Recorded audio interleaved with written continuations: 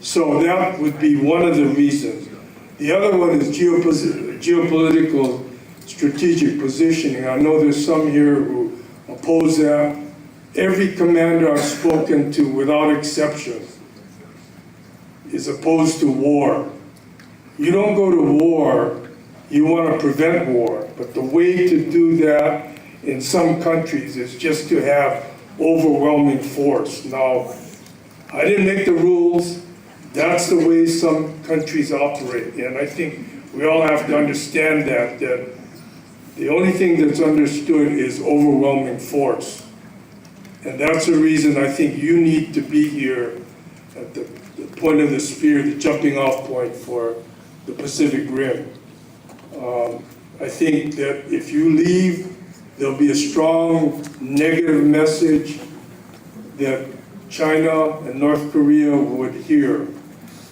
Also, the Japanese or our allies would take that as a positional statement, which I think would be negative. I think integrated training is important. You've got all the services here. You do multinational training, you do multi-service training. The jungle training area out here at East Range is one of the best in the world. I think you need to take advantage of that. The economic impact of Hawaii is major. I think if you, and I'm not going to go through all the numbers, you've heard those, you have those, but it would be a major impact. I think that to recover some of these issues about the housing being available at some standard, according to city county standard, the roads don't meet the city and county standards or state standards. The sewer lines, the water lines, a lot of these have to be upgraded. So it's not just turning it over to civilians for housing. So I just put that forth as some of the points of why I favor the Army remaining here as a strong, vital force. So thank you again for your listening, and thank you for your service. Thank you, sir. Ma'am? Aloha ahi o wau kapua kili I koa kamai. Mahalo nui no ko o manapa nui no ki ia halawai. Mahalo ua hele mai ane. Ho'olohe no ko'u kanaka maoli. Ho'olohe la ko ano mai ka po'o mai kona mau. Na ao. He aha I aole like me ka Amerika ina kanaka Hawaiʻi, ka aina Hawaiʻi. Ke ia aina, ka aina Hawaiʻi, ʻaʻole aina Amerika. Mahalo for your folks' patience. Mahalo for coming. Mahalo for listening to us. What is the major thing that's different between Hawaii and all of the other sites? Is Hawaii. This is our aina. This is not America. I'm so pleased that it is Schofield that has been selected as one of the sites. Because you may not know that General Schofield conspired for that Hawaiian aina. He conspired with the American government for it. He worked to bring that to fruition. So I and the Kanaka Maoli in this room and all of our kupuna before us are here before you to right the wrong that was committed so many years ago. That's the one difference. All of the sites will face economic challenges. All of the sites will have the same challenges that we have. But this is the only site that is sovereign land. Lahui Hawaii continues to exist today. That is the only thing that you need to know. And that is what you need to predicate your decision on. Lahui Hawaii Because one day, we all must face the truth. This shirt here, my husband and I reward. Pono. This is righteousness. This is truthfulness. It is hard to live by. Just like following Jesus. It's a straight and narrow line for whomever you may follow. It's hard. One day, the wrong will be righted. And we look to you to bring that day soon. Mahalo. Thank you, ma'am. So, thank you very much. My name is John Martin, and believe it or not, I was one of those people who came here ignorant about the islands. I was of all things in the United States Army, stationed at Schofield back in the ugly days right after Vietnam. We trained on the Big Island. It was there that song by John Denver, born in the summer of my 22nd year in a place I'd never come before. I found myself on the Big Island, Pahakaloa training area, in a place called Pu'ahi, a mountain. I was put up there on listening observation post duty. While there, I had to look at the ocean, the sky, and the land, and I decided right then and there, no, what am I doing here? I came back to Oahu, and I found people protesting. 1976, we were talking about the bicentennial. But I found Hawaiian people saying, wait a minute, no. And then I realized something. There's something dreadfully wrong.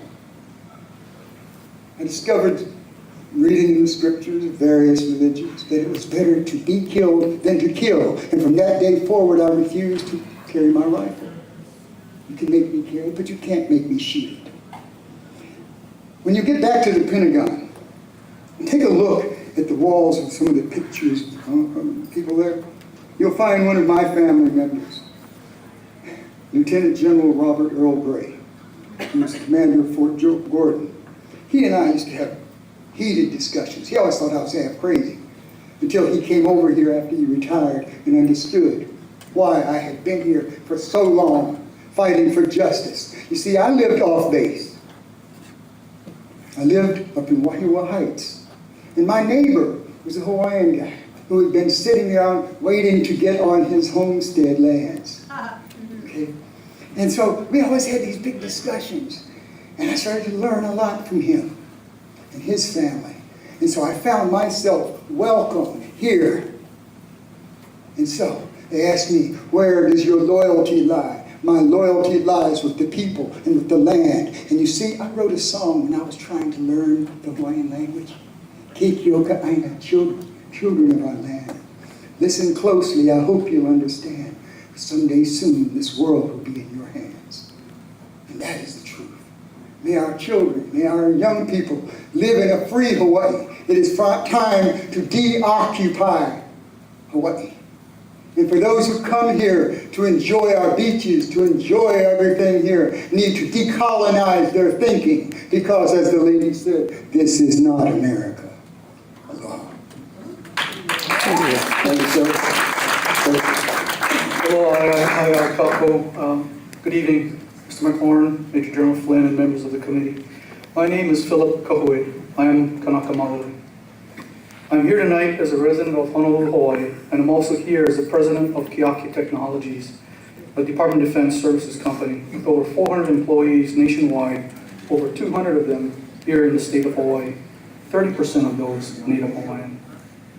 I'm also the executive director of the Alakaina Foundation, a Native Hawaiian organization, 501c3 nonprofit, whose charter is to develop and maintain leadership and education programs for children of Hawaii. Our foundation is the majority owner of Keaki Technologies and two other for-profit companies with a combined employee structure of over 560 personnel, and by the end of February, over 600. We have a unique corporate structure in that the majority of the profits of our for-profit companies support our nonprofit. I'm here tonight to express my opposition to the proposed downsizing of the personnel at U.S. Army Garrison, Hawaii. I can tell a personal story. The three largest impacts to my family have been God, Hale Koa, my father, and the Army. Through God, all things are possible. My father, who never graduated from high school, had an epiphany just before I was born. At the time, we were living in government-subsidized housing in Palolo Valley, and he had a decision to make. Either he would sit in his government-subsidized housing, complain about his situation, or do something about it. He decided to do something about it, and he stressed education to all 9 children. 8 of those 9 children are boys, now men. 5 of us joined the Army. 3 of them volunteered during the Vietnam War. 2 of us went through college on ROTC scholarships. The other 2 using the USGI Bill. 4 of us retired from the Army as officers, and the 5th left after his initial enlistment and went through the Navy's apprenticeship program to become a journeyman electrician. The 4 of us who stayed in the Army all obtained our master's degrees through military funding. Of the 9 children in my family, all of us graduated from college, 6 of us with postgraduate degrees. I say this not to brag, but to point out that you can change the socioeconomic status of a family in 1 generation. And the Army played a very large part of that positive change. So what did we do about it? Did we just sit on our laurels and pat ourselves in the back? No. Most of my family are engaged in nonprofits as well. And that is why I love what I do. I earlier mentioned the Alakeina Foundation. We have a volunteer board of 3 members, all Native Hawaiian. I volunteer 15 to 20 hours a week of my own time to this organization as the executive director. Our flagship program under the foundation is called the Digital Bus. It is a mobile laboratory platform providing cutting-edge science, technology, engineering, and mathematics curriculum interwoven with environmental and cultural stewardship to every public school on Maui and Molokai. Why those 2 islands? Molokai has a high school graduation rate of 58%. Of the children that we touch and support on those islands, in the last 10 years, we've supported over 16,500 students on those 2 islands.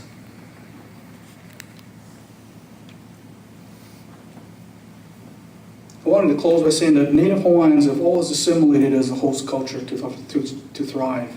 King Kamehameha would have never unified the islands under his rule, and thus the Kingdom of Hawaii would not have existed without the assimilation of Western technology through the use of cannons and muskets. I want to say thank you for allowing me to testify and express my opposition to proposed downsizing of personnel at U.S. Army Garrison, Hawaii. Thank you. Thank you, sir. Sir? Please. Yeah. Go ahead, sir. Yes. Hello, Kako, and bonjour. My name is Oyate Rising Sun. I'm a Native American from the Turtle Mountain Band of Chippewa Indians, Belcourt, North Dakota, and Kanaka Maoli, born and raised in Waianae. And I moved back in 2012 from, I left here. I left to the mainland. I moved to for work after my divorce. And I moved back home recently last year because I got sick up there in the mainland. I was being a good American. I was working, making money, and eating at the bar, eating and drinking, and living life like an American. And I got sick. My diabetes came out of remission. I had congestive heart failure, so I was dying of a broken heart, literally, because I missed my home. I missed my language, my people, my children. I came home, and homeless, but houseless. I came home. I never killed. Because I knew my island, my land would save me. I came home 220, 30 pounds, bro. Give me now. I mean, a land would save me. A Koa would save me. God, My family, both sides, yeah, military, Marines, a little better, I guess. But anyway, nonetheless, my dad was checking me in the Army. I never I was like, nah, Louise, man. I'm Native American on both sides, Native. I'm from the earth. We from the earth. We all from the earth. We all from the earth. We all gonna go back someday. But in the meantime, You know, I will share some Native American stuff with you guys. Yeah, we got Native American wisdom. Words of the rainbow. The indigenous tribes were not surprised when black, white, and yellow peoples arrived on their shores, because their prophets had spoken of the coming of other races. They knew that the new tribes would overwhelm the ancient cultures of the land, called Turtle Island. But it was said that in our times, the spirit of the Indians will be born anew into all races that have gathered in this land. A portion of the different races of the rainbow colors will see that we are all one family. These words of the rainbow warriors, will bring with them a new time of living in harmony with our environment and with all peoples. You see, this is God's country. Yeah, we're all blended in here. Yeah. We all people of the land, and we will return. But we gotta be, like it says here, we are a generation with the responsibility and option to choose the path with a future for our children. We must join hands with the rest of creation and speak of common sense, responsibility, brotherhood, and peace. We gotta love this land. That's why I came home, because I know if I love this land enough, when you me, and when you plenty people that come here, this island, our land, you guys just borrowing back, give us some back. We need the homes, we need the houses, the sustainability. We can do it. We Hawaiians, bro. We need this back. We need this. We need you guys for go back. Where you guys did go back to? Where you guys from or whatever. I don't know. I'm no big, brainiac or whatever, bro. Just a simple Hawaiian. But I know that our lands are yearning for the people to come back, and plenty of Hawaiians coming back home. Plenty, because they know that this is home. This is my home. It's our home. We all share this place. Huh? We all gotta attempt to care. Because this is God's country. And the devil knows it. And I'm not pointing fingers, but the devils know who you are. Anyway, with that, I just hope, Aloha, God bless all you folks, and thank you for coming. I wish this thing was in Aloha Stadium, brother. That would be all over the news, you know what I mean? this little thing like this lady, like, come on, we're really going to listen to this. You guys, all our families that home, man. They're not getting out of it. They're still home. They're chasing a dollar, that's all that too. I mean, we gotta work. I mean, I understand. But we need our land, and we need all, bro. We get all the problems already. You guys know what for do. We don't want this politician sitting over here for nothing. I just vote for error, yeah, whatever. But they all get their checks in their back pocket, eh? What about us? Huh? What we gonna have? What we gonna have left when you guys go? You guys rubbish. Oh, man. You guys rubbish, you guys. For real. Give us back our aina so we can sustain life again. Had 1 million strong Hawaiians before you guys came. I still get strong Hawaiians. And we're not going to give up. To the last aloha aina. We're not going to give up. We'll fight the good fight of faith. Because you guys taught us that. Huh? But I'll leave it at that. Aloha. Thank you, sir. Distinguished members of the listening panel, for those of you in uniform and to those who have served, thank you for serving. I'm profoundly moved that you are willing to die so that we can all have this right to speak tonight. And I deeply thank you for that. There are many who can't be here. There was a survey done by Business Roundtable and others that showed that 90%, when asked the question, do you support the military presence in Hawaii, firmly said yes. And when asked, do you support training in Hawaii by the military, 80% plus said yes. And that survey was conducted by the Business Roundtable in the Chamber. I represent the new car dealers in Hawaii. I live in Mililani, so I'm passionate about it also because I'm near Schofield Barracks. Our church would be heard if everyone left. Of course, the businesses would be heard, but I think the key message I heard tonight is that Hawaii is so isolated that there would be profound economic and social impact. maybe more so than any of the other 30 communities. And again, I thank you, appreciate the opportunity to speak, and thank you for this panel. Yep. Thank you, sir. Sir, please. Hello, my kakou. I'm Vince Kanai from the community of Waiʻi, which is on the west side of this island. And I'm here tonight to speak in favor of the downsizing. I speak on behalf of my son and my daughter and my 5 grandkids. My dad's a veteran of the Korean War. It's been a good road to come this far. We've been really active in working to bring back Makua Valley, which is an active training range on our side of the island. That's been mentioned a few times tonight.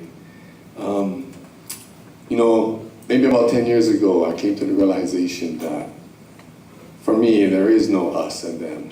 It's just us. I like you're saying here, you know, moving forward together. And I want to share this maybe about 2.5 weeks ago. I woke up early one morning, 4 in the morning, with a song in my head. I thought, man, I don't even know where this song comes from. So I got up and I Googled it, I YouTubed it, and sure enough, it's a song. Like, I was like, wow, it's a real song. And it goes, I belong with you, you belong with me, you're my sweetheart. I belong with you, you belong with me, you're my sweetheart. Now, when I went to bed that night, I wasn't thinking about the army, I was thinking about somebody else. So the song kind of made sense to me. But it applies here because we're in this together. You know, I just want to share with all the brothers and sisters that are economically connected to the Army's presence here, to, you know, the difference between fear and excitement is breathing. You know, I just want to remind you brothers and sisters to breathe and breathe, because we don't have anything to be afraid of. We are going to be fine. We are going to be okay. We can figure this out. Like brother before me, we are all people of the Aina. It's absolutely true. Some of us practice more than others, and so I think we're a little more tuned in. We have a wonderful Aina here. She's been calling people home. I think she's been sending people back to their other homes. You know, and it's the Aina that's going to sustain us, that has sustained us all this time. So, yes, I support downsizing. I think that it's not okay for the Army to close a base, put up a fence and a sign that says, contaminated, no trespassing. That is absolutely not okay. The Army has kuleana, you have a responsibility. You have a responsibility to protect us. Another thing that came a number of years ago was that our military force can no longer destroy us to protect us. Like, that can't happen anymore. And we're gonna keep coming and keep saying this again and again, because this has been the pattern in the past. This cannot happen anymore. It's not good for us. It's not protecting us. And so one of the responsibilities of our Army is to clean up before they totally leave. Now, 2003, I was on the unexploded ordnance crew in Makua Valley. I did that because I really wanted to know if we could clean land that had been degraded, that had been used for training, that had been bombed terribly, that was full of unexploded ordnance. Are we dreaming? Can we really reclaim it? You know, or is it a lost cause? And it can totally be reclaimed. And I saw that for myself firsthand. I also saw how padded contracts are. I also saw how, you know, you have that elite group of contractors that are getting fat off of the Army, you know, off of the military. And I want to say to the brothers and sisters that work for those contractors, you know, that money that you're getting paid, that's not their money. That's ours. You know, that's the same money that builds the roads, that pays the school teachers, that builds the libraries. That's the same money. That's the same money that we all put in all the time. That's our money. Like, you folks are our Army. And we appreciate that you come and listen, because we need you to hear this. There are so many good people in the armed services working from the inside to change, because we must change. You know, it's like, that's another thing, you know, if you're afraid of change, you're in trouble. You gotta do a lot of breathing. Because change is inevitable. You know, we know that the Inouye era is done. It is gone. We knew that was coming decades ago. We knew that. So it's also time to get real. But, you know, here we are. We have incredible Aina. We have incredible hearts and minds together to rebuild. Let's see. Is there anything else that I wanted to mention here? So there will be tremendous jobs. I mean, for Makua, you know, they occupied Makua from 1941 and bombed it heavily. 70 years, 70 plus years. It's probably going to take that long to clean it up. Schofield, bombing it till this day. It's going to take years and years. There are good jobs that we must do. We don't want the Army to clean it up, to hire mainline contractors. We need the Army to work with us so that we can clean it up. Because this is our home. And the truth, and I think you've heard this many times tonight, is we're not going anywhere.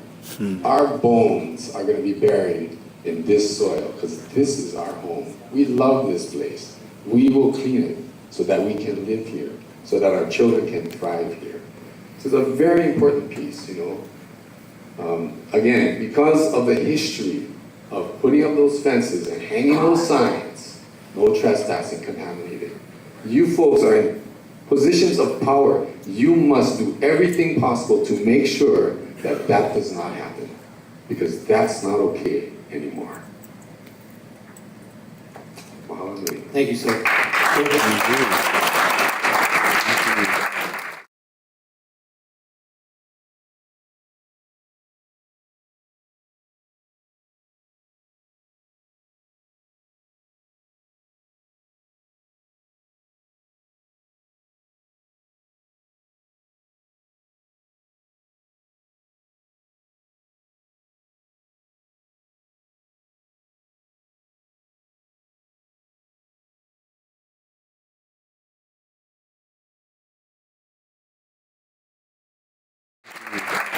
Aloha. My name is Don Peel. I'd like to speak from the academia world. I just graduated from University of Hawaiʻi, Manoa, in peace education. It's taken me actually 8 years of coming here. I'm Canadian. So I guess I'm an alien. But based on what I've heard tonight, based on 7 years of research, it's inevitable. Right?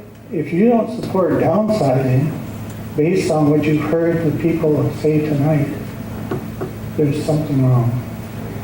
Thank you.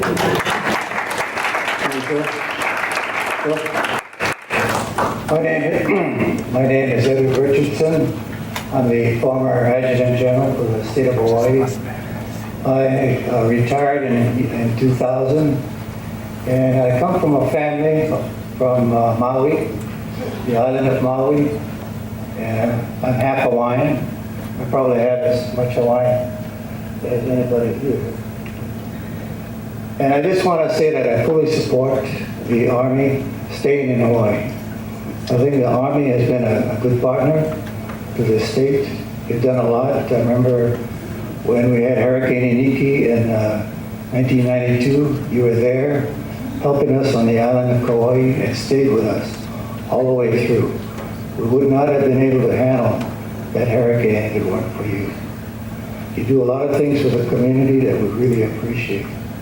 But one of the reasons why I went into the military was during December 7th. And if you realize that I was 7 years old on December 7th, so I'm 80 now.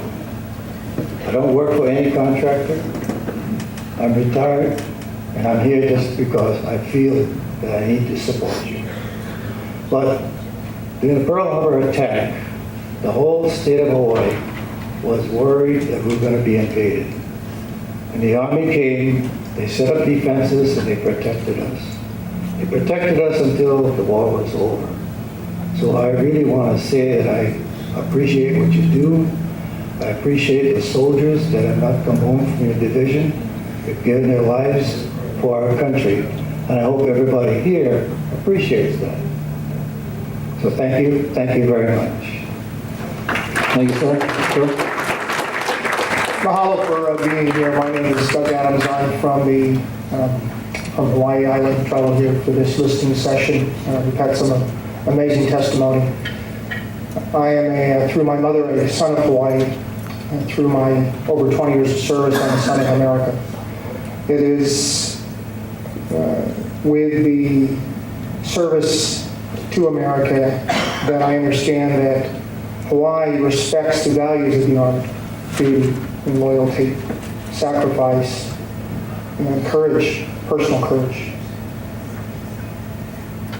The Army is part of the Hawaii Ohana.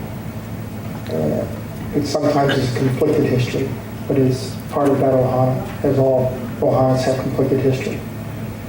And I just want to say that I support the Army in Hawaii. Mahalo. Thank you, sir. Ma'am? Just going to take Brother Vince's cue and take a moment and take a breath with you. It's a long night, and I thank you for being here with us and listening to every testimony, every compelling piece of evidence for downsizing. I know that you're already mandated to do this, and I know that it's a difficult decision for all the different places and sites that are advocating. But as you know, Hawaii is not like all the other sites, and I know you felt this tonight. Hawaii has been my adopted home. It's a place where I've learned to grieve, where I've learned to become a midwife and serve not only the local communities here, but also the military families. It's a home where I've learned where we can move forward together. So that said, it's an issue of international restitution. I know you know this. An issue for justice for the Army to consider Hawaii as being first on the list for personnel cuts, and first for the subsequent Barracks base realignment and closure process. In fact, the reduction of 1,900 troops must be seen only as a starting point, only a beginning.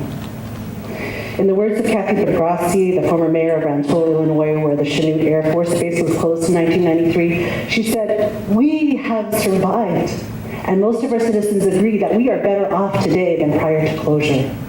People have said it here, the anew will take care of us. We are a resilient people, and with strong local leadership, a reimagined Hawaii that is independent of the war machine can be possible. Contrary to the greenwashing efforts, the military must be a better steward of the land. The leaking fuel tanks in Salt Lake and the depleted uranium in the Pohakaloa training area do not inspire our confidence. These are prime examples of environmental protection failures. And though conservation land acquisitions that have been funded by the Army and the military, they do not mitigate compounding cultural and public health damages already done. Sequestration and the mandate for troop reduction should be seen as a critical opportunity to support the continued healing of land and people. Compared to the tremendous environmental burden on the land and the water, the socioeconomic balance sheet for the Army on these lands have been bleeding red for too long.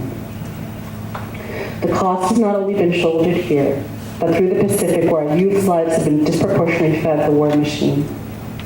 Those who are 14 years old and older, I have a 14-year-old daughter, by the way, she cannot even imagine what it was like to live in peacetime, because she's only known the state that we've been in.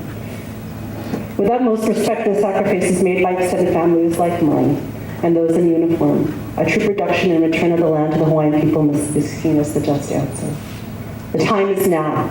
Local solutions and possibilities for local needs, such as housing and sustainable agriculture, are urgently waiting. They are waiting to be imagined. They are waiting to be lived. Thank you, and a special thank you also to Women's Voices, Women Speak, who hold this position with me. Thank you. Thank you, ma'am. Hello, I'm Christopher Kajihiro from I grew up in Kyoto Hills.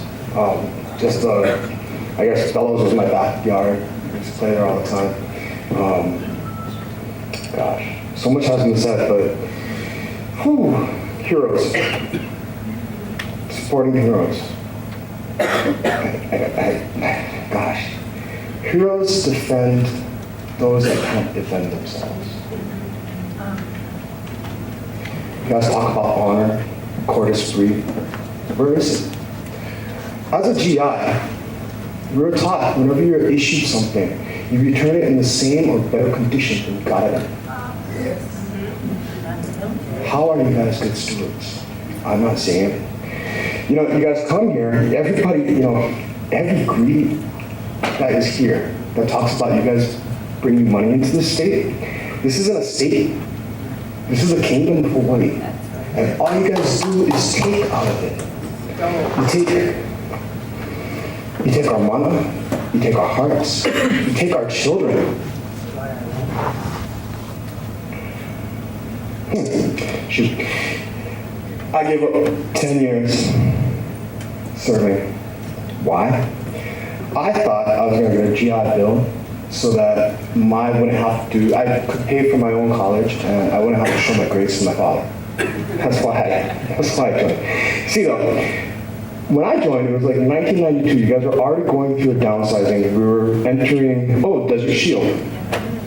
I don't know if you guys remember that. The war that wasn't going to happen. Okay. So anyway, a couple of years later, you guys are still going through downsizing, and Clinton, during his second term, part of that downsizing that time was to cut off all the reserves and National Guard's GI Bill. Unless you served one day in war, guess what? I didn't get deployed to Iraq or Kuwait or any of those, but the United States of America refuses to acknowledge the fact that Hawaii has been at war with our allies. You're supposed to be our friends for over 122 years. You know, I was looking at those ribbons earlier. You know, it's like I see, Little Bighorn up there. I see Puerto Rico. I see Veracruz. I was looking for the one that says Hawaii. Little Bighorn is the reason why our queen abdicated, because the Marines that landed here had just come from there. It was the same battalion. You guys are foul. And each one of you politicians that are out here that claim that this is a good thing for us, you're foul too. You're traitors.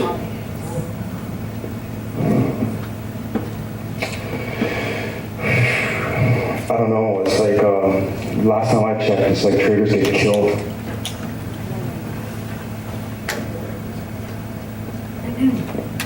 I digress. Wow. So many of us are brainwashed into believing the Nazism that Americanism really is, as defined by the World Order. Stripping away of a culture, language, religion, and nationalizing it under a false flag. It's Nazism. And that's exactly what America is practicing. Not only here, in every First People's home, from Washington to New York,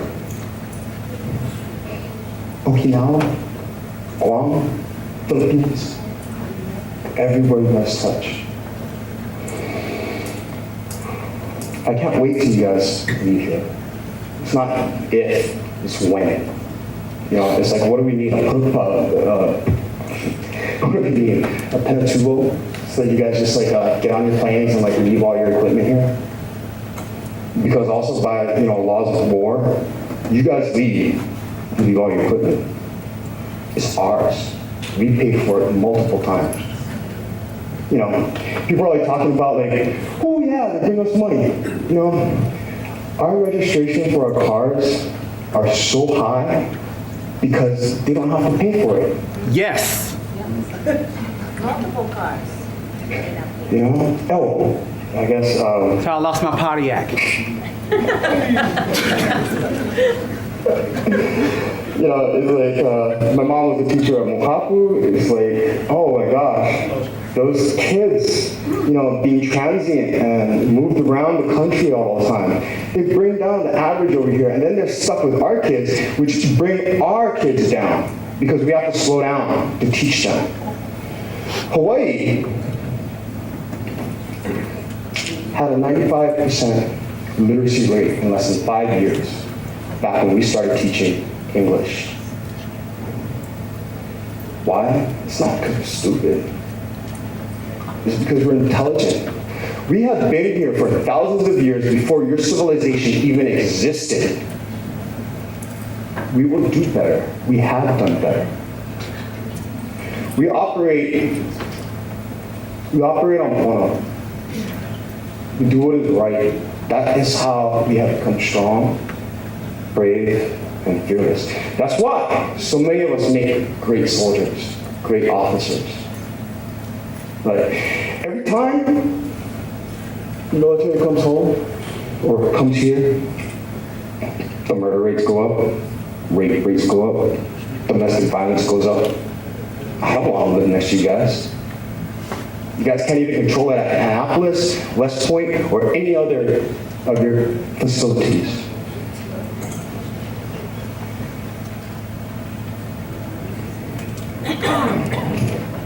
You know, it's like so funny because it's like Barack Obama says that he, for his children, he wants to be better. You know, I don't even know how he's president. Oh, wait, I know. Because America is an oligarchy. It's not the republic anymore. Anyway, we all know that this is a kingdom. If he claims that he was born here, he has no right being a president of the republic.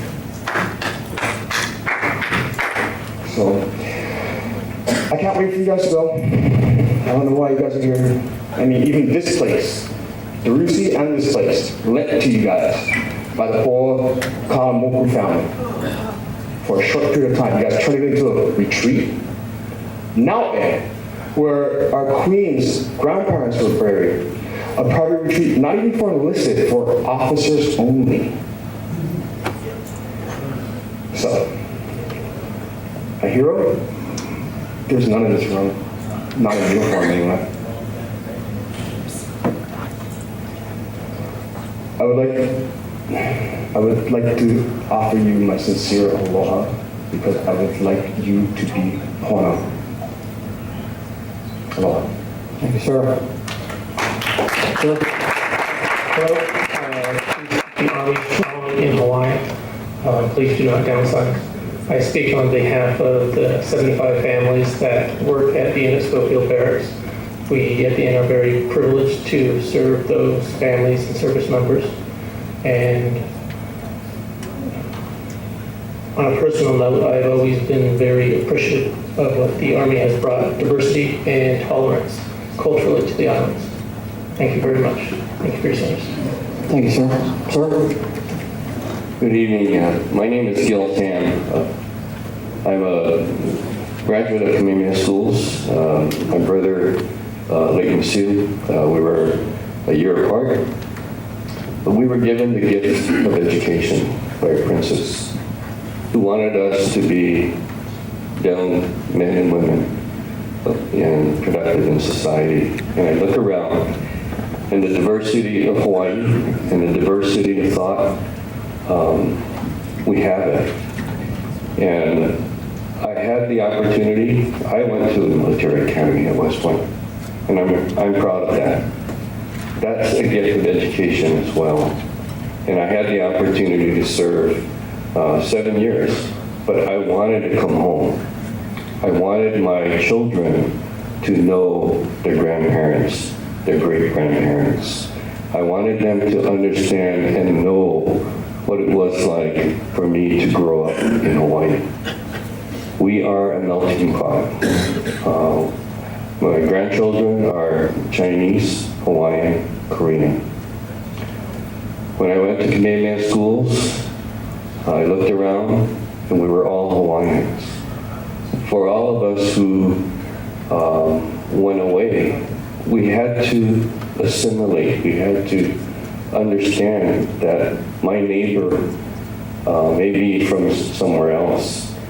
But we've been able to come together.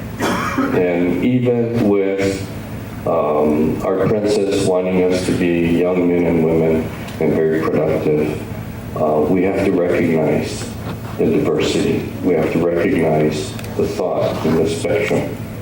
And all of us have to decide. And I have chosen to want to always support the Army. And I want to oppose the reduction just because my parents, my father was Department of Army civilian, we lived in Kalihi. My mom worked for the Navy in terms of the Navy exchange. My mom, as I shared with some today, I went home, I went to Zippy's, and I saw these cards. I'm a member of the Military Advisory Council, but really on the training and readiness, because I have a concern about being able to be ready if war comes, if we're going to be sending out our young men and women, our children out into combat. They need to be ready. My mom, when she saw this, she told me to go get more because every person that came to visit her, I'm her caregiver. Tonight, she just finished a procedure. The doctor said, you know, she can't do this anymore. But when she came away, she said, just make sure that we support the Army. And so I just want to share that from our family. Brother who was also in the Army, my brother-in-law was a lieutenant colonel. My daughter married to a lieutenant colonel who's an instructor at Fort Leavenworth. So I want to thank the Army for the opportunity to serve and for you for having served our nation. Thank you. Thank you, sir. Aloha. My name is Fred Dodge, and I have two histories with, a number of histories, but two that I want to mention that I've had with the Army. First of all, I was serving in Korea. This is over 60 years ago, and I don't hold any grudges against the Army for anything. Secondly, I'm a member of Malama Makua, and we're trying to get the Army to clean up Makua Valley, which has been used as a range, and then vacate the area. So those are both my strengths and my prejudices, you might say. My position on Army downsizing is that the plan, I believe, came from the Army. I think the quadrennial review, yes, and this is, I believe, as I understand it, the Army's way of trying to make it a sleeper, faster moving, better force. So I too support the Army, but I support it definitely by favoring downsizing, especially in Hawaii. Lastly, if anybody is interested in going into Makua, we have been able to get an agreement that we can take twice a month, we can take people into Makua Valley and look at the sites, the archaeological sites, and also the many endangered plants and animals that are in Makua. So if anybody wants to go, my name, Fred Dodge, is in the phone book. Please give me a call. And thank you very much for listening to me. Appreciate it. Thank you, sir. Ma'am? Aloha mai kākou. As a Native Hawaiian who has long advocated for the perpetuation of our culture and sustainability of our people, I welcome this opportunity to offer comments to you concerning the level of presence of the U.S. military in these islands. I want to apologize up front in advance because my comments are really directed toward the Department of Defense, who should be looking at all the military services, not just the Army. Maybe that's one way you can save some of the Army presence here, is looking at some of the other services. We have some in particular that we're concerned about. We commend you all for your hard work in this process. This program to right-size your presence here in the islands. So we commend you for the work. We respect and appreciate the mana'o being offered to you by those who have begged USARPAC and the Department of Defense to retain the same level of forces here in the islands and not to cut the budget for Hawaii. We understand their concern for economic impacts on local communities where these bases are located.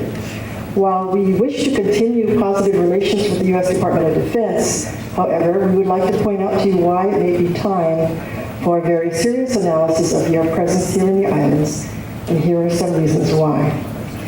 Some of these have been brought up before, so I'm just going to highlight the headlines.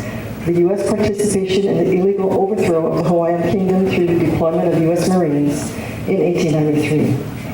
Construction of numerous military facilities that destroyed or seriously impaired island natural and cultural resources.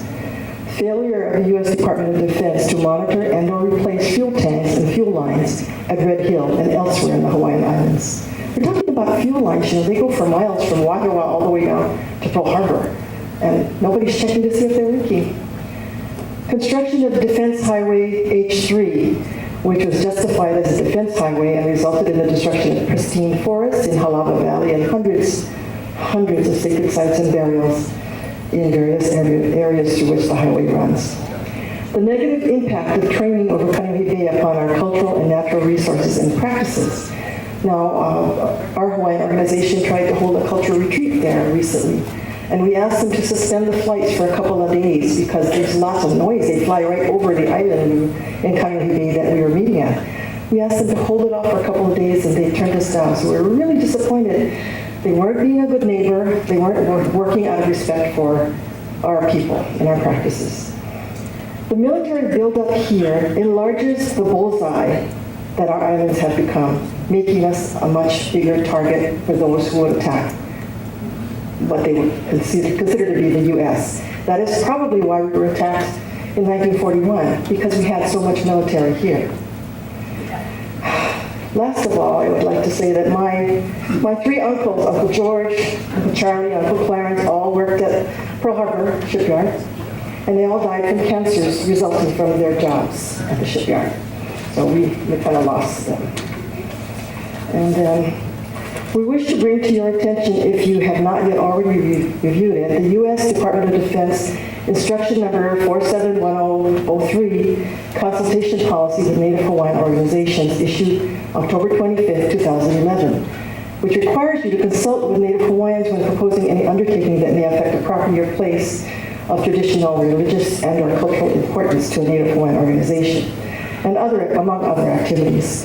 For these reasons, we recommend that USARPAC and DoD plan on scheduling consultation meetings with our Native Hawaiian community to identify what areas should be included in your consideration for reduction in force and which areas may be allowed to remain in place. Further, we ask the U.S. Department of Defense include measures that you plan to undertake to remedy or mitigate the harms done in the past and the current threats to our cultural and natural resources and practices from military facilities or operations in the present. Mahalo nui loa for this opportunity to offer our mana'o. We wish you well in your deliberations concerning the level of U.S. military presence in the Hawaiian Islands. Thank you, ma'am.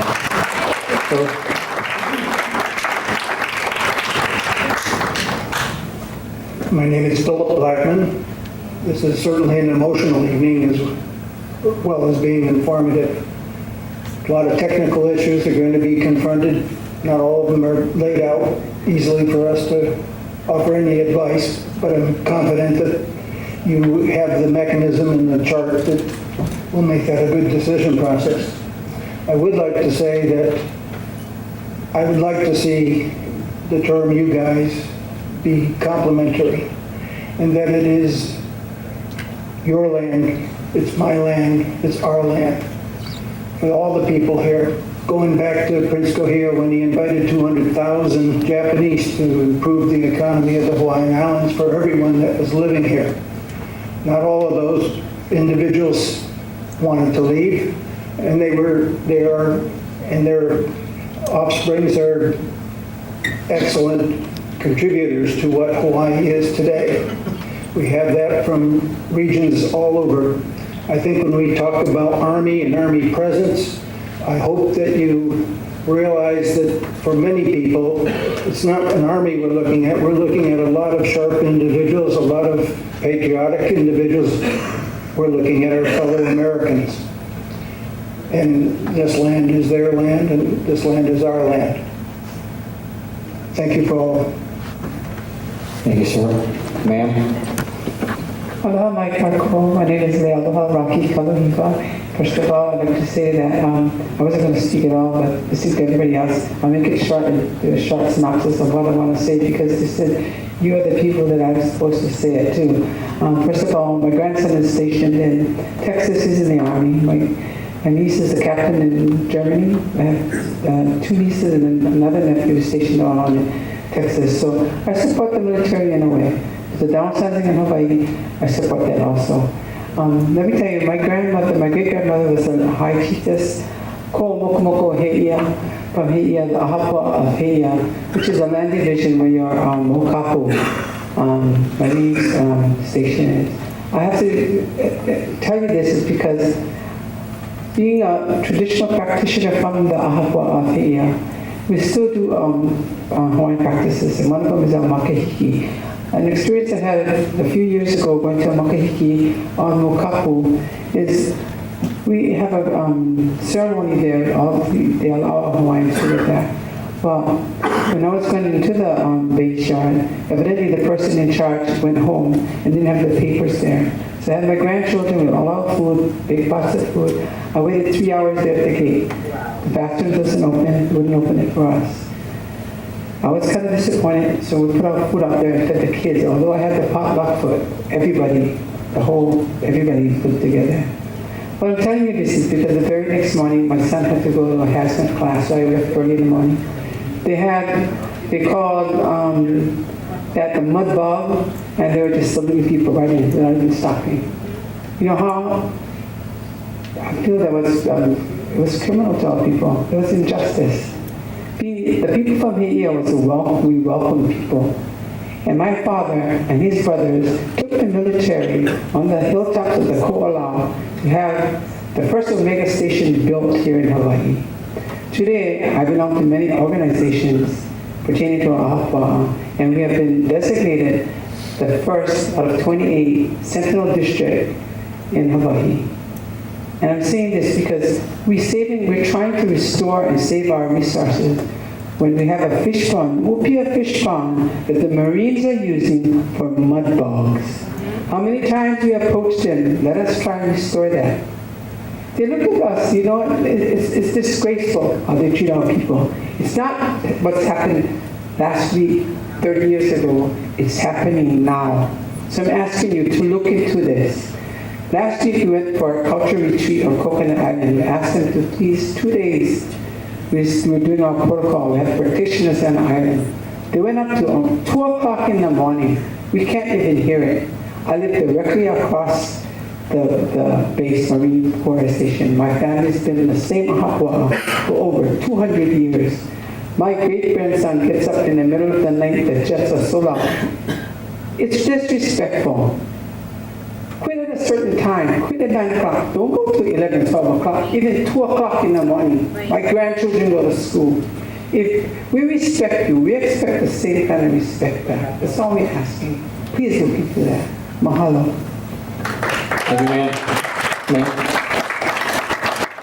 Hi, my name is Tina Marie Emilani Deichman. I am born and raised in Guatemala. I live on Hawaiian homelands. I am of Native Hawaiian ancestry. I've embraced my culture my whole life. I've danced hula, I've gone on many cultural retreats. But I also am here to say that I oppose the downsize with the Army.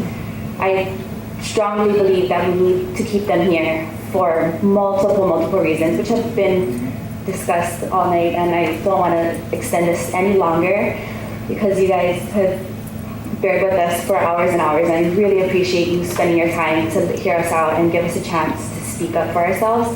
And yeah, that's it. I just wanted to say that. And thank you guys for being here, and I appreciate your service and giving us this time. Thank you. Thank you, ma'am. Hello, aloha. How are you guys doing? Okay. My name is Inez, and my father is a Green Beret, and I am not. I opted out of that, but I just wanted to tell you that if you open Koli Pass, that would be wonderful for me. I'm a single mom now out in Makaha. Makua is my playground. It's beautiful out there. You can camp out there and swim with dolphins. The military doesn't affect me, but I know it's there. The history hurts me, but it's nothing that you individuals did. The history here is pretty painful, that only 4 generations ago the royal family was kicked out of the valley. And a lot of, well, I'm sure that you know the history. Schofield Barracks, who knows what will be done with it? You heard what the mayor said about what the city and county did with Barbers Point. I grew up on Barbers Point. And I'm really glad that Clinton gave it back, because now I can go there, right, as a civilian. I've been in Hawaii since I was a little girl. My dad came here from the Pentagon, so I get to go there, and I don't even want to be there because it's not even being used. You have to understand that the Hawaiian people in this last election purposely voted for the wrong candidates. That in the Hawaiian movement, I'm active in the Hawaiian movement, they purposely, if they had a good candidate, they voted for the wrong one in order to make a mockery of the democratic system, a big statement. So now we're all jammed up. Did you see our politicians? Do you take them seriously? You're going to go back and say, well, we're not going to give it to the mayor then. But it's not about him, because he's out. Our governor, what he said tonight, everybody greeted him goodbye. He's going to be a one-hit wonder, one-term wonder. The Hawaiian people are active. The kingdom is alive. It still has a royal bloodline. The royal family is still alive. Okay, a lot of royal, hundreds of descendants of cousins. And there's a legislature that had to go into hiding. There's like a small military type thing, okay? And as far as allies go, well, Japan, I actually believe that Japan bombed Hawaii because they were good friends with the monarchy, okay? They were present at baptism. If you go back and look at some of the pictures of the Queen of England with the royal family, you'll see that they are family, and it carried on. It's only been 4 generations. It carries on from leader to leader. You notice that only Pearl Harbor got bombed and not the rest of Hawaii. So you can talk politics and military, but I'm telling you that it would be best for you, I think, to start to downsize, take this with the president. Maybe the president knows something you don't know. We have to move towards decolonization, right? The Committee of 24, and I don't know if you're familiar with United Nations, because that's not your job, but there's a Committee of 24, and their job is to work on colonization. It's actually illegal. United Nations made it illegal, and we're going to keep pushing that. We're going to keep pushing that. My dad doesn't believe in occupation so much. He left Hawaii. He's on the mainland now, but I'm still here. I fight with my family. We have Hawaiian in us. So we stay to fight, and we're going to stay to fight and hope that the Hawaiian kingdom will be restored, and then we will flourish underneath it. And I always love the Army. I'm actually trained to take care of the soldiers when they came back from war. So I meet a lot that have really bad PSTD. I try to take care of these guys. I wish you did more for your soldiers. But you heard all of your citizens here. I suggest you make a deportation plan. If America, as far as the Army goes, if America deoccupies, what are you going to do with all your citizens? You can't leave them here. We'll kill them. There's a kapu system. There's a different legal system. Okay? So I'm just saying, if you're going to leave, take your citizens too, okay? And thank you. Thank you, ma'am. Hello, after that one. First of all, I want to thank you very much for staying here and listening to everyone. I know that some of you are on East Coast time and probably would like to go to bed. So I would recommend that you cut it off after the last person in line, if that would be okay with everybody, so we could all go home. But I appreciate that you stayed and listened to everyone. But I do want to correct a few things. I am Vicki Olson. I am an Army wife. I've heard a lot of things this evening about Army families. You could ask me anytime about Army families. I haven't heard a lot of correct things about Army families. I happen to work with an educational program that is a partnership between Queens DOE and Tripler Army Medical Center. And we work with civilian and military children in the Wahiawa area. And it's a beneficial program. It works with behavioral health issues. Believe me, children of civilian parents and of military parents all have the same issues. I do take exception to the one thing that was said tonight about military children. I will tell you that I personally found that insulting to claim that military children drag down schools. There are many green suitors in this room, and I think that we owe you an apology for that insult. The other thing is my husband took the first deployment post-Vietnam to Iraq and Afghanistan. 10,000 troops deployed from the Wahiawa area all at once. I'm well aware of the true economic impact that made on the Wahiawa-Mililani area, and I want to thank those people from those communities who supported our soldiers and our families during that time. It was a we worked together as a true community in the spirit of what I know aloha to be. I'm not a native Hawaiian, you know that, but I will tell you that the true spirit that I felt of aloha was during that deployment. And I thank you, and I thank the citizens of those areas who helped us during that time. Now, I do want to tell you that if there is a downsizing, it's not going to be where all of a sudden housing prices go down and everybody can get a cheap house and a low rental. The BAH that soldiers get is dependent on the rental prices that citizens who own houses charge here. That's what happens. We get money, and we get money to pay the rents that are charged in this area. And if 49,000 people leave, 60% of whom rent off-post or buy off-post, all at once you're going to see the housing market too. Because what's going to happen is all of those leases can be broken. I know that you think that's a good thing, but many of you are owners of those homes. So you will be getting less rent for those homes. And civilian people will be military people will be selling those homes, and they will go on the market all at once. So the net result might not be what you wish for, but the other thing is the Army has not, just to correct something, the Army has not decided to downsize in Hawaii. That's a misperception. The Army is conducting 30 listening sessions around the country to hear the concerns of people, and I feel that these gentlemen have listened to everyone tonight. And thanks again. I hope you get some sleep. Thank you, ma'am. Ano ay dekala na sabi na may o kailangan kahabalo o kailangan kepalino mo ilay I am a Hawaiian Kingdom national. My genealogy goes all the way to my fourth grandmother, Helen Malamahi Ai of Kohala. She is the first cousin of Analea Kiahokalole, which is Kunilo Kalani's mother. And I stand here for my ohana and the many Hawaiian nationals. You guys all know the truth of what happened in the massacre of our culture. And I am all for the downsizing of the military here in Hawaii due to the massacre that you guys have done to our culture. But I stand here for the many ohana out there that is scared because, you know, America is so powerful. But aloha to you guys all. Aloha. Aloha. Thank you, ma'am. Let's get these last two speakers here.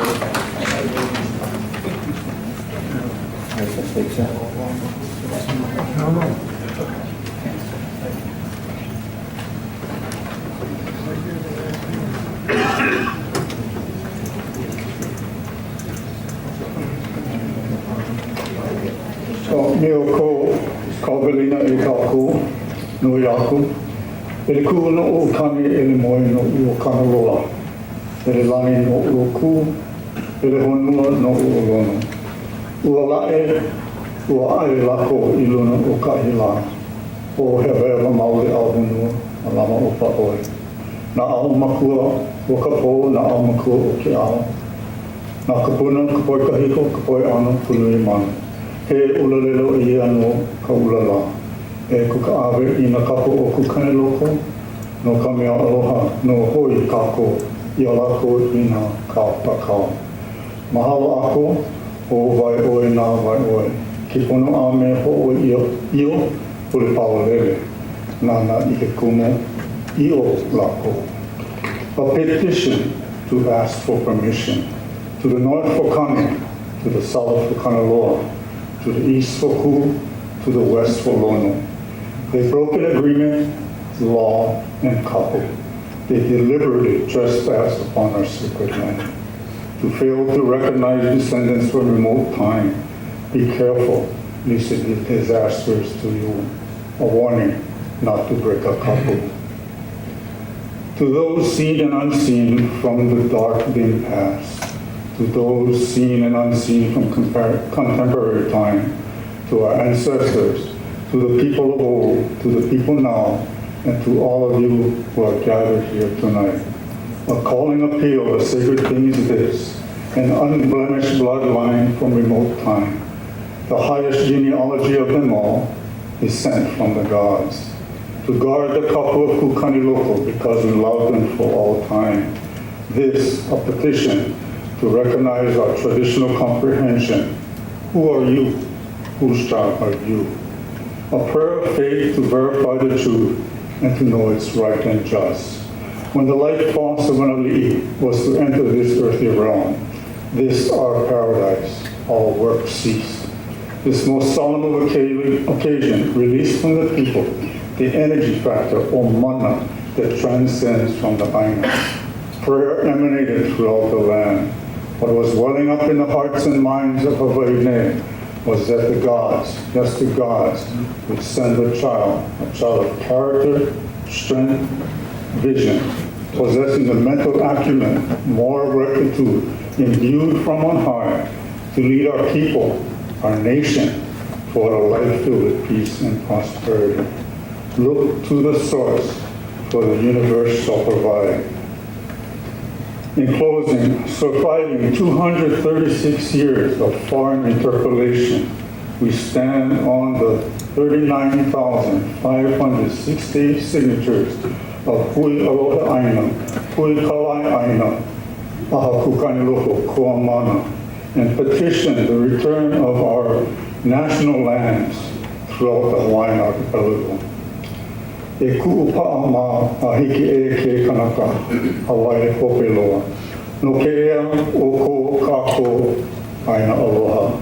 Always stand fast, down to the very last Hawaiian person, for the sovereignty of our beloved nation. Thomas Joseph Lenchenko, ke aupuni o Hawaii ne, ko Hawaii ne ai aina, ka huakai ola ko laila wahe o lelo, aha Kukaniloko ko amana, mea ola Kanaka Maoli. Kingdom of Hawaii, the Hawaiian Islands, Hawaiian national and private citizen today, January 27, 2015. We support the Department of Defense downsizing of the Hawaii-based Army at Shachter and Schofield.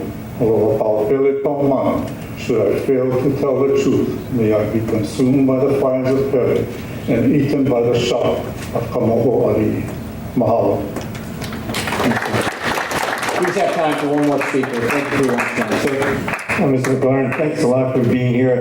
My name is Darrell Wong. I'm here as a citizen of the state of Hawaii, but actually prior to being a citizen Darrell Wong, I was the adjutant general, and Joe Logan here took my place. So, he and I have been in the Guard for a very long time. The reason why I wanted to come up and say things is, I really want to cut through a lot of the chase is that I think the value of the Army being here in Hawaii is being able to train jointly with the Air Force, with the Marines, and even with the Navy. There is no place that an Army can be so close to other militaries, and more than just training together, we see each other at events all the time. I've been here, I've known General Olson, General Mixon, he's kind of showing my age, General Champeau, General Fuller, now we have Charlie Flynn. I've been good friends with General Wazinski, and now also good friends with General Brooks. But the reason that we're friends is not because we're in the military. The reason why is because in Hawaii we see each other every day, and we can talk about how we can do training better and how we can resolve a lot of the issues that you might have heard here today. So even as General Brooks came on as a 4-star general, he really brought together the Marines, the Navy, the Air Force, and even the National Guard together to see how we can do joint training together. Because I think there's training issues anywhere you go. It doesn't matter where you are in the United States. I was in the Air Force all my life. I'm probably one of the older guys here that was in the Air Force. I got commissioned in 1972 and flew in and out of Vietnam for a lot of my career, young career. But the other value that I think the Army brings to us here that might not have been said is they're really helping us look at our electrical grid, our biofuels, some of the things that some of our private sector may not have the funds to do, but they partner with our Army here to do that. The other thing that our Army here really helps us do is in our education. In STEM, they're helping us do things in our schools. We needed judges for robotics competition. I called Charlie up and he said, you got it. So we got, I think, 3 judges from USAG. So, I mean, there's a lot of unsaid things. All I can say is that your National Guard here and the Army cannot be any closer. I mean, I'm talking about the Air and the Army National Guard. And to give you one short story is when General Shampoo was sent to Iraq to shut down Iraq, he sent an email to me and he said, Daryl, I want the Hawaiʻi National Guard C-17s to bring me home. So that's what happened. This is how close USAG and your National Guard is here. So we sent a C-17 over to Iraq. When General Shampoo came home, the C-17 taxied in, and we were there to welcome him home. Some of the things that Charlie, when he came on board over here, some of the things he did for us in planting trees at Schofield to honor the National Guard for their work when we were helping holding down the fort in Schofield when they were deployed. Charlie's paying all that back right now. So I think that's some of the things that haven't been said. Your relationship with the reserves and with the Army National Guard here, we could not train any closer than any other National Guard in any other state. Being an adjutant general and knowing how the other Guard units train, there is no Guard unit like our Guard unit that trains at the 25th. I mean, even though we've been in 12 years of war, now that we've come back, we're working with how we're going to line up with the 25th and do training and even bring the 42nd into that fold. We're working with General Shampoo and projecting out into the Pacific to get our National Guardsmen more involved in the Pacific. There is no other place that you can bring the Philippines, Indonesia, Taiwan, Singapore, into a COCOM with the National Guard and with the Army together and do exercises as close as we have. The Army National Guard here was used to help urban search and rescue training with the Chinese, and it was really a USAPAC exercise. But we partnered with USAPAC and trained the Chinese here. I think our guardsmen are overseas with the Chinese or recently returned as we did a reciprocal engagement with China. So this is how close we are with USAPAC. Again, I just want to make that a point. There is no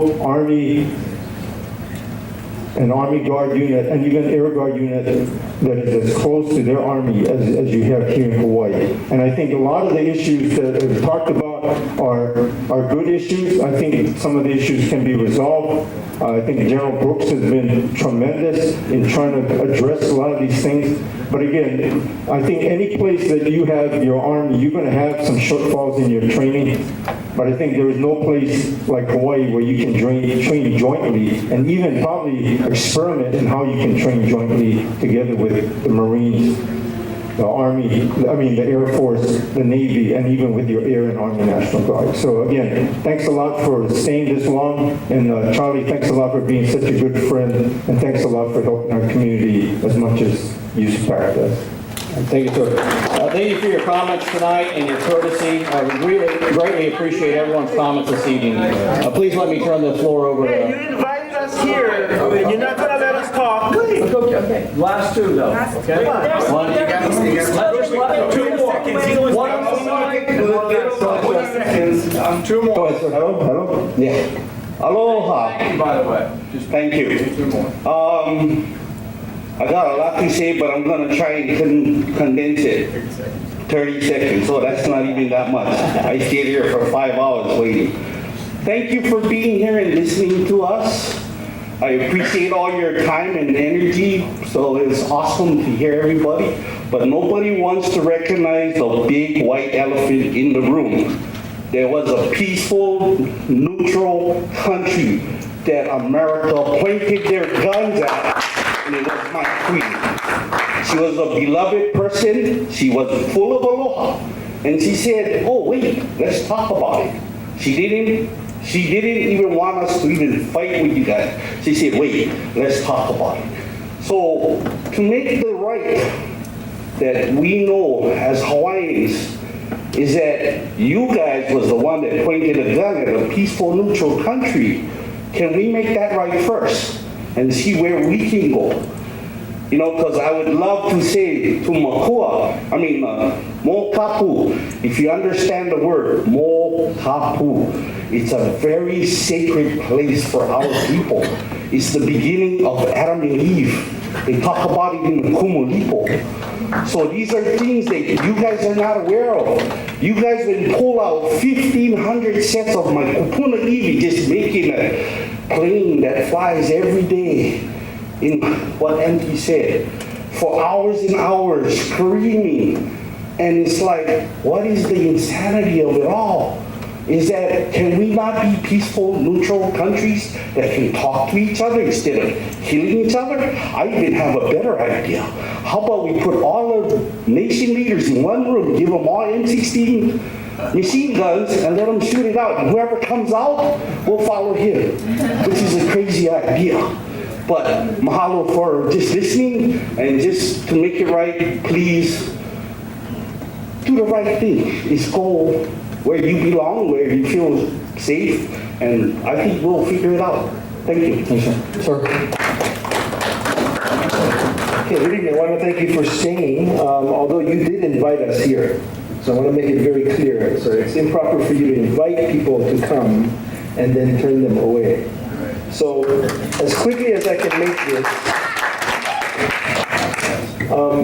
give a disclaimer. I work for the state of Hawaii. I know General Wong and know General Logan, but I'm not speaking as a state employee.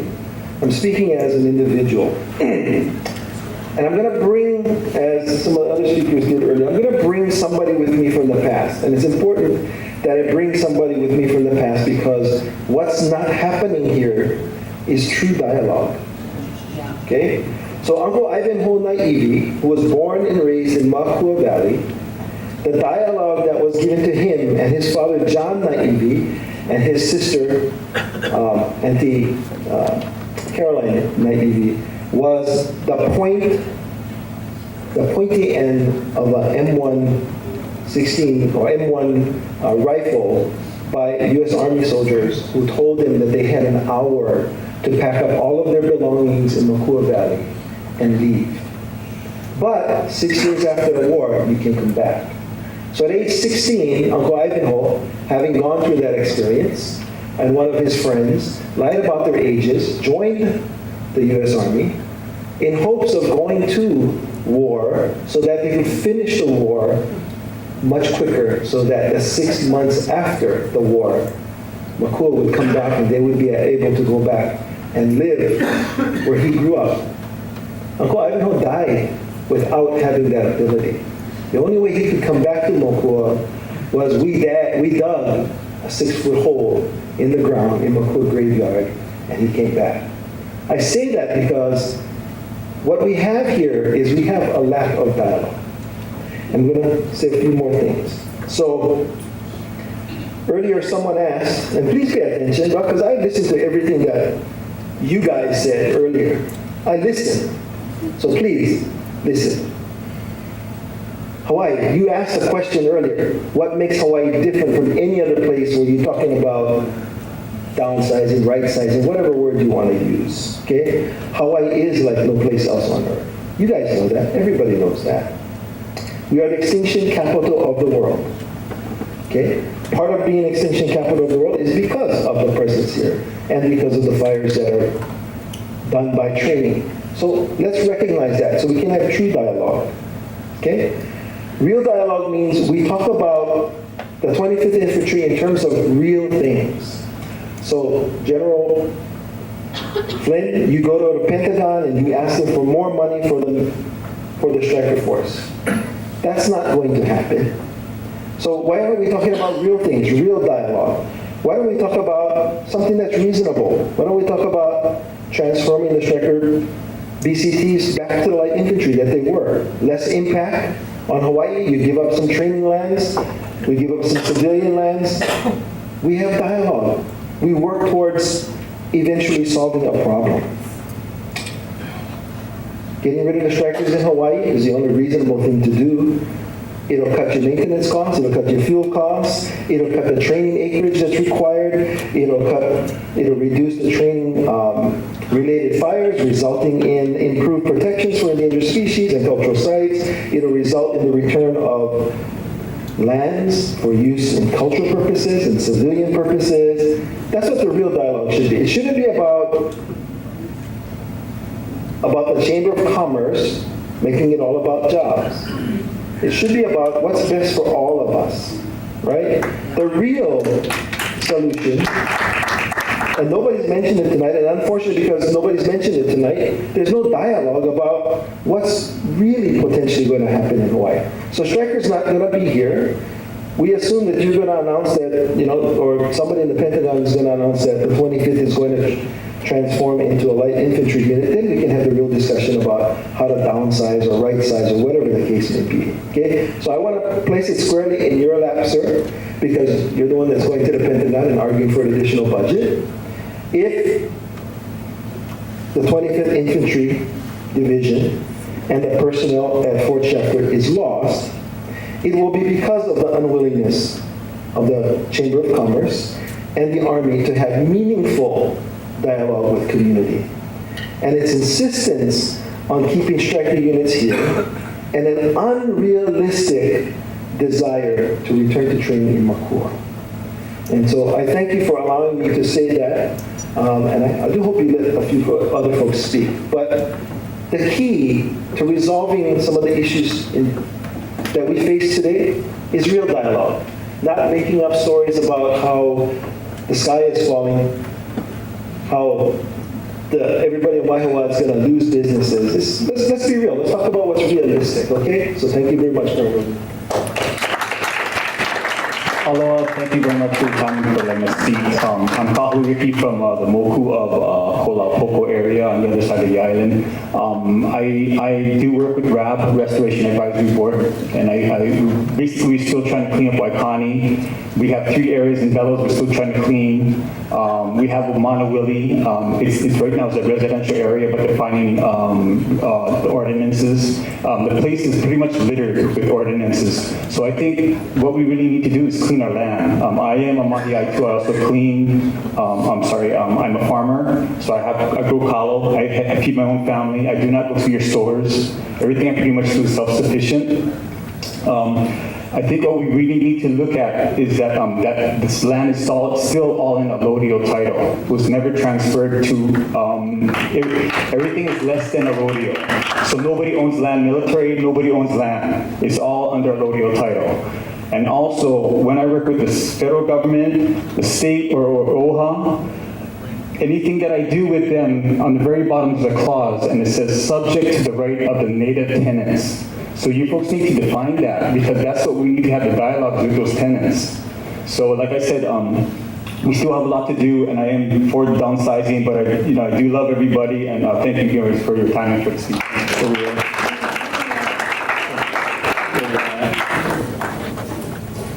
Sir, listen, we'll keep going. Go ahead, sir. Thank you very much. But I would ask this. Please. It does say 3 minutes up there. We've extended, everybody had free speech tonight, so I appreciate that. just keep it to a reasonable amount. Thank you. Sir.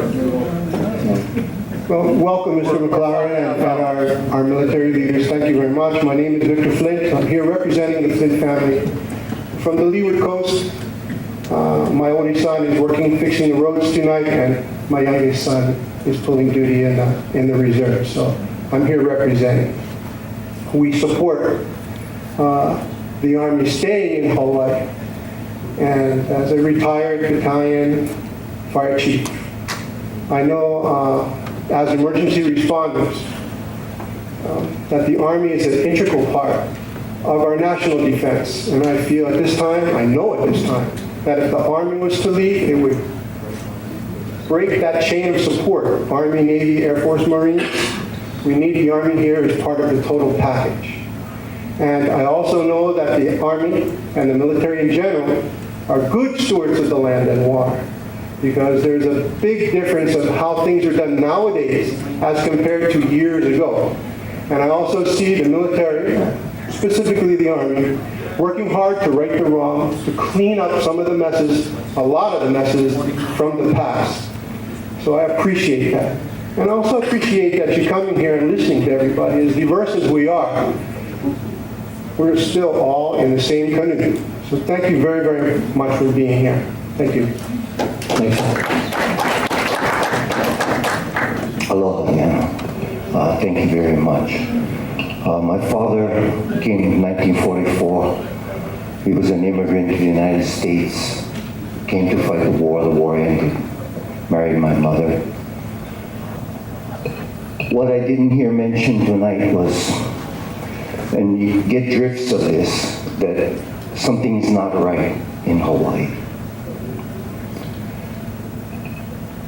Our prisons, the prison population for the Hawaiians is higher than normal, okay? What has brought about these conditions? I'm a writer. I study military things. I study especially World War II. And what I see here is that there is a pattern which assimilates very closely to what went on in Nazi Germany. I say this very seriously. I've sent petitions to the High Commissioner of Human Rights. For 50 years, I've been watching the prisons fill up. I've been arrested myself. We've just been swept from the land. Okay? And I'm a writer of songs, and in a song that I like to sing, and I also bring some people from the past, from the island of Kauo'olawe, from which this song was written. And it sings about, my question is, are you with us? Okay. Are you with us? What's going to happen to us? If you look at how we've been treated, criminalizing of the homeless, and look at the prisons. This song I sing for our first king here, Kamemea, and Queen Liliuokalani, whose protest is in the State Department, who 3 months ago the Interior Secretary came. They wanted to know if they could cut a special deal. The people said no deals. We want our kingdom back. So I'd like to sing this song, closing in honor the Army. I've been in the military too, and this is what we go for.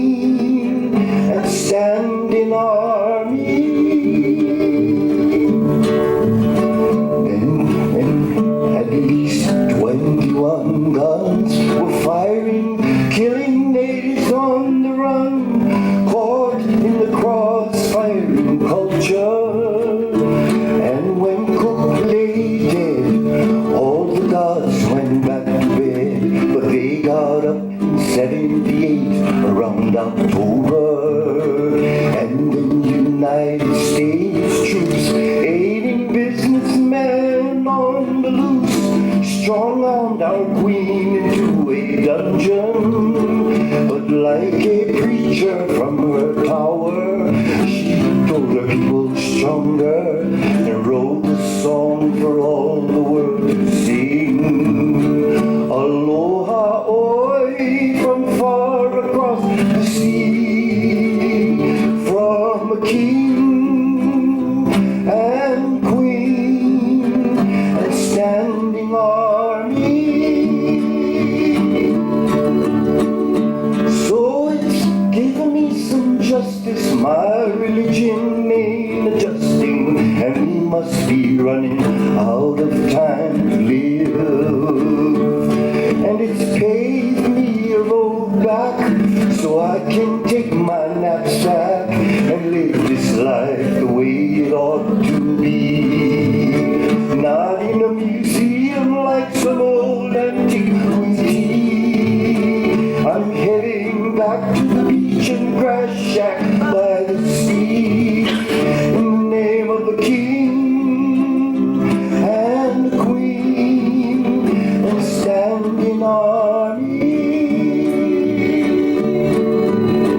Then came World War II. We have everything to lose, the A-bomb blues and the half-white babies, playing on barbed wire beaches to the hotel retreaters, and welfare's the trick and the card to carry, and everyone's trying to find their kind to marry, and the kids in the streets just keep getting nasty from that military madness that they carry, being afraid to hold their banners loud and clear, and singing a national song, singing it clear. Hawaii pono. There'll be a new generation for United Nations, for the world in peace and the restoration. No more funky legislators, police and the helicopters, just the king, queen and standing army, just to make sure that there is a treaty, just to make sure there's food for the needy, just to make sure there's food for the needy, for the king and queen and standing army. So from the cold Atlantic Islands to the South Pacific Seas, in the name of the Queen of England, sailed in James Cook, just a captain was he, courting kings and queens of Polynesia.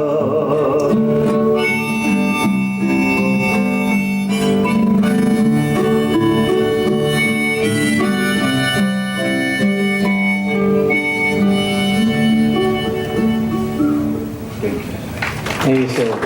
My name is Laurel. I want to use my time to do one last closing song. No, with, ma'am, we are 2.5 hours over. Okay, this is my testimony. I think I'm the last speaker. No, we did say the gentleman there, We're going to please. play it one way or another. Here you go.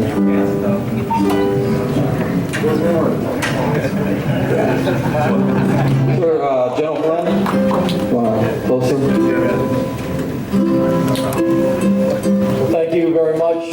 I appreciate everybody coming tonight. We can close up tonight if you like to stay and listen to the music. That's wonderful on the part. Thank you very much for coming tonight. Oh, by the way, tomorrow night, you're welcome to come to Laurel High School. We'll stay as long as we need to. We're a good 5.5 hours into tonight. We appreciate everything you had to say. Thank you very much.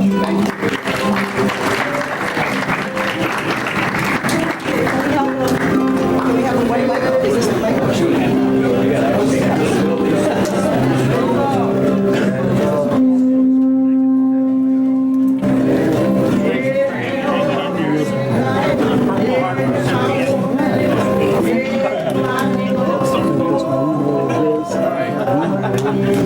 Hey,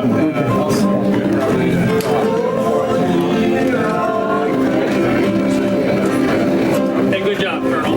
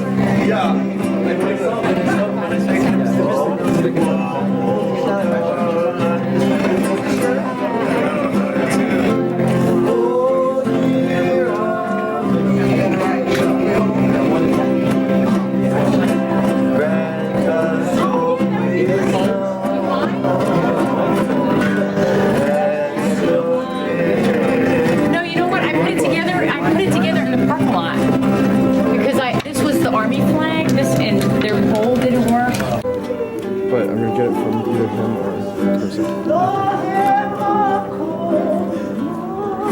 got the very beginning with the devils.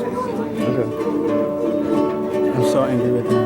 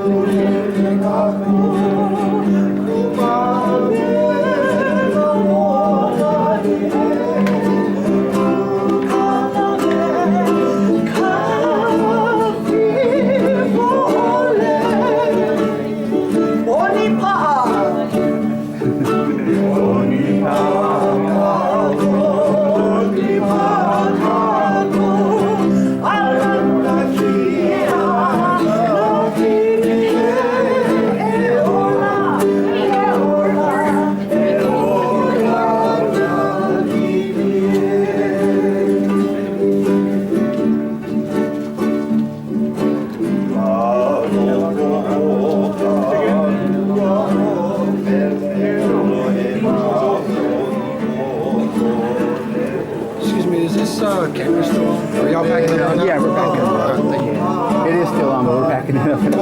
Yeah. No, it's not mine.